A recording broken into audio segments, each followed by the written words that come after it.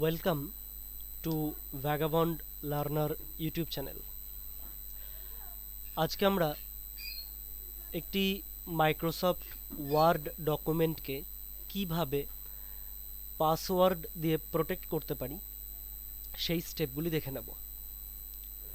তো একটি ডকুমেন্টকে পাসওয়ার্ড দিয়ে প্রোটেক্ট করার জন্য প্রথমে আমরা ফাইল বাটনে ক্লিক করব,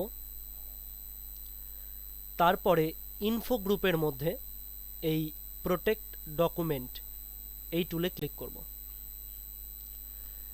একটি ড্রপ ডাউন লিস্টে আমরা এনক্রিপ্ট উইথ পাসওয়ার্ড এই অপশানে ক্লিক করব।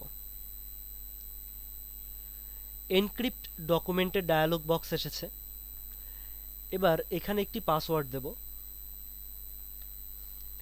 পাসওয়ার্ড দেওয়ার পরে ওকে, সেম পাসওয়ার্ড আমাদেরকে রি এন্টার করতে হবে কনফার্মের জন্য, তারপরে করে দেবো ওকে।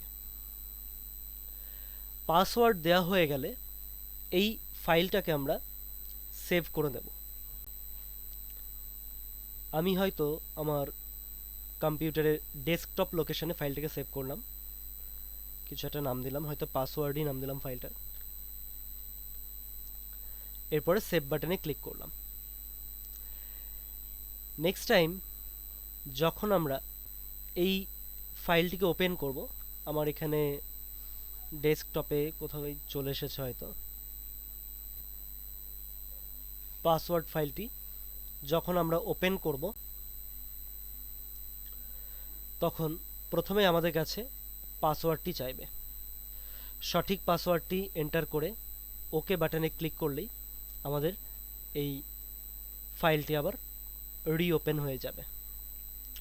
আশা করি ভিডিওটি আপনাদের খুব ভালো লেগেছে। ধন্যবাদ।